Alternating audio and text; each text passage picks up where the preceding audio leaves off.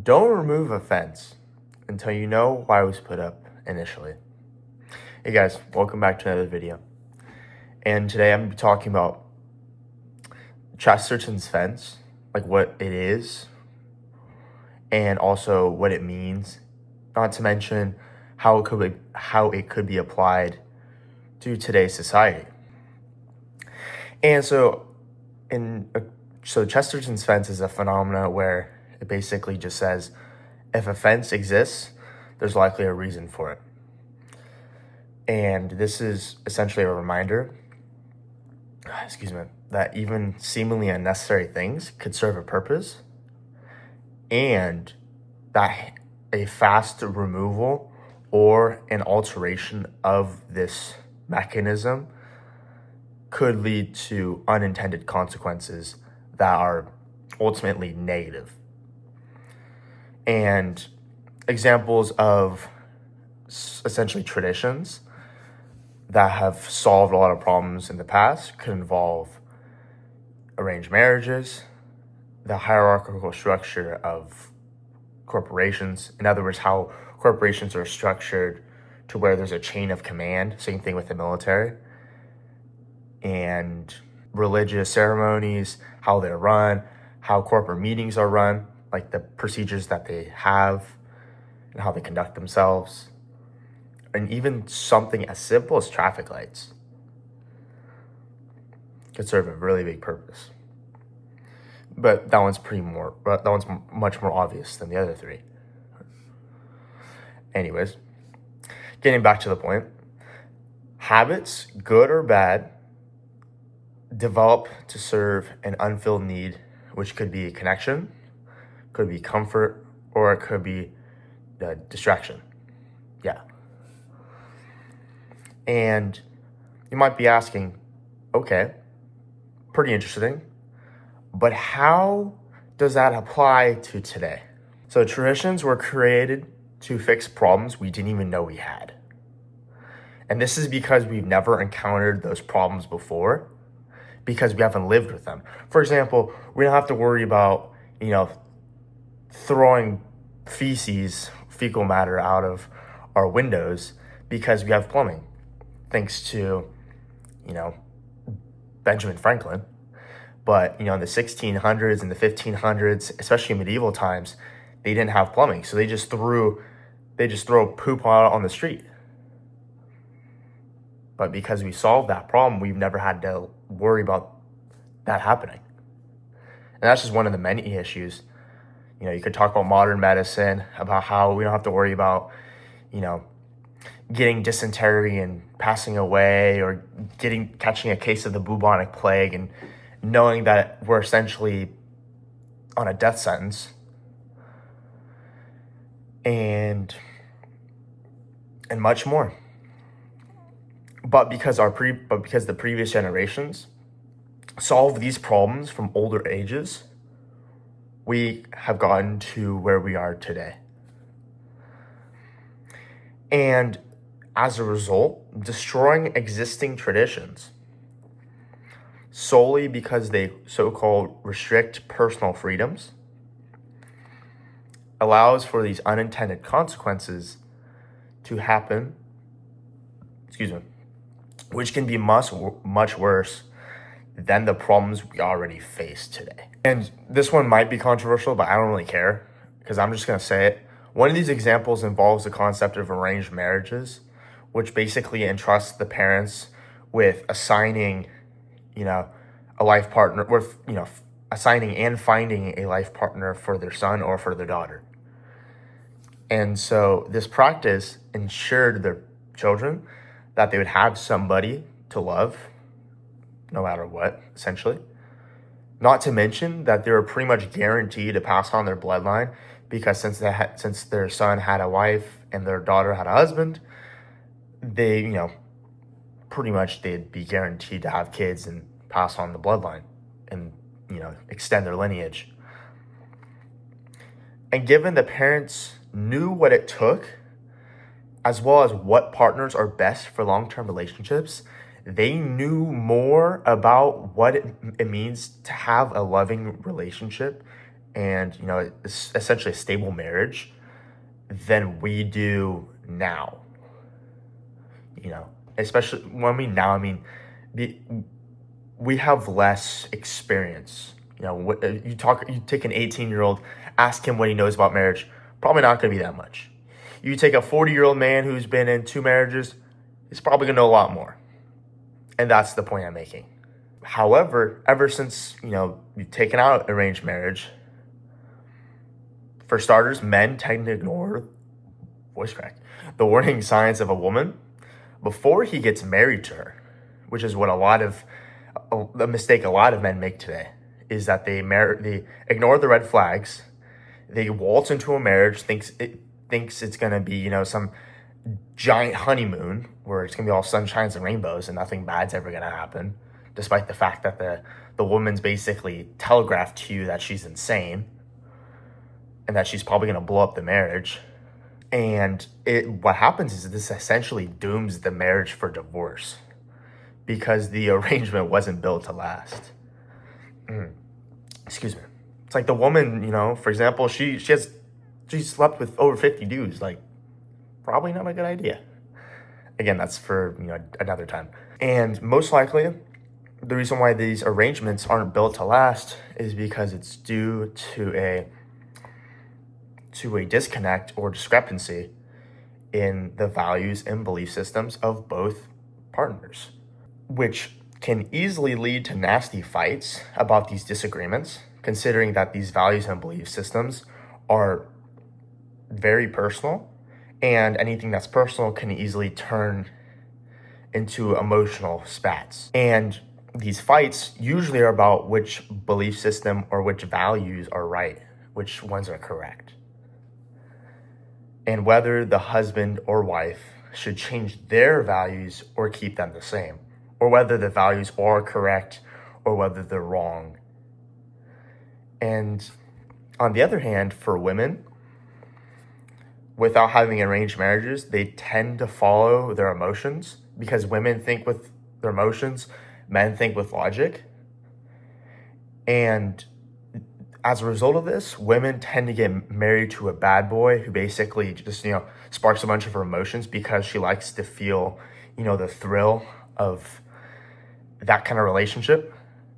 And the bad boy ends up treating her like garbage and then cheats on her, or she essentially sleeps with a guy too early on in the relationship.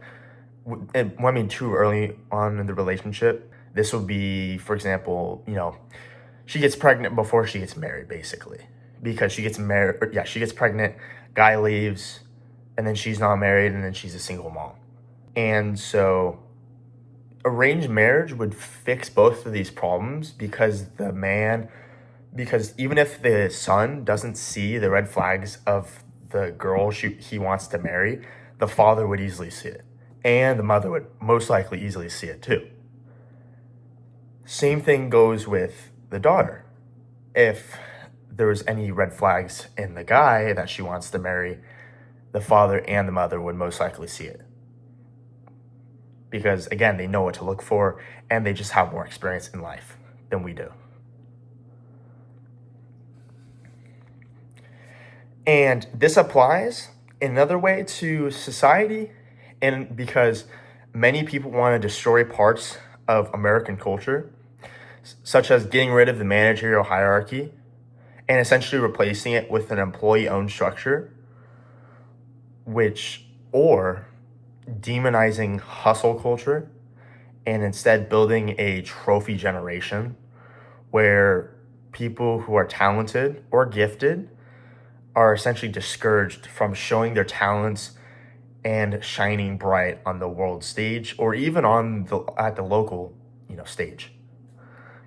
Instead, these gifted individuals are just encouraged to be average. And one thing I'll say is that we're all gifted in our own way. It's just some people are better at different things than others, you know. It's just there's some people that are really good at certain things, and then, you know, some people are just not. But just like the rest of their peers, again, they're told not to pursue greatness. They're told just to be average, which exists in both juvenile spaces and adult spaces, namely with business owners or people that are just starting out and then they end up becoming successful, is that when they start their business, a lot of their friends start looking at them funny. They start like making fun of them and start questioning what they're doing. They start saying like, what are you doing, dude? They start like hating on them for trying to start a business. They start saying, oh yeah, you're too good for us now, are you? And partly that is because they have just as much time as we do, but the fact of the matter is they're not taking any action to improve their life. Side note, which would be, to improve themselves by starting a business. And so because of this, they're hating on us because they realize that they could be doing it, but they're not. Alex Hormozi said that in a quote. I'm paraphrasing it, but it's a different quote. He has it on Twitter. Anyways, shifting gears a little bit. Certain women want to tear down institutions because they quote unquote restrict the personal freedoms of other women, leading to the demonization of organized religion, because organized religion is seen as controlling, because and it's not directly the religion itself, it's what the religion teaches, because at the end of the day, organized religion teaches, you're supposed to dress conservative, you're supposed to, what I mean dress conservative, I mean dress modest. Like, you're supposed to be modest, you're supposed to be sophisticated, you're not supposed to be dressing provocative, and you're supposed to know your role. And some women do get mad about this. Why they do that is up to them. I don't know why, but because of this, religious institutions are seen as an archaic concept where it does nothing but hold people back.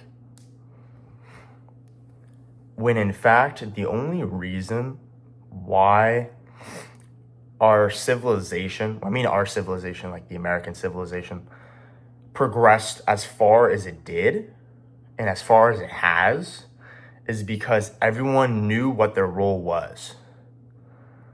And they loved each other. However, they didn't accept everything that other people did. And they ended up viewing each other as equal and as human. They didn't view them as some sort of subspecies or or they didn't dehumanize them. They're like, you know what? You're equal to me. I'm equal to you. We're all equal under the eyes of God.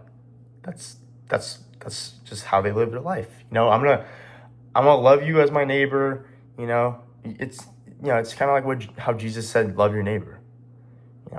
Because we're all equal. Nobody's better than anybody else. And so the moment you start demonizing organized religion, which, supports the message that we're all equal, we're all human, we all have inherent value because God created us. The moment we demonize these religions and the values that they teach is the moment we start essentially saying that humans aren't worth anything. Well, from the other side is that, humans don't have inherent value because since they don't believe in God, they don't believe that anybody created us, then they have the nihilistic view. And then it essentially becomes this animalistic drive, like it's you against me, it's me against you, I'm better than you because I'm some sort of elevated group. And then the moment that people start dehumanizing other people is when they can justify committing disgusting things against each other, such as the Holodomor, which is, that's an interesting one. So a Holodomor, it was back in the 1920s, it was like late 1920s, and it was in Ukraine. And so Joseph Stalin, he was like, all right, the Soviet Union needs food. Ukraine, you have a lot of grain. We're going to take that so we can feed other people. And so because of this man-made famine, 6 million Ukrainians died. They starved to death. They starved to death.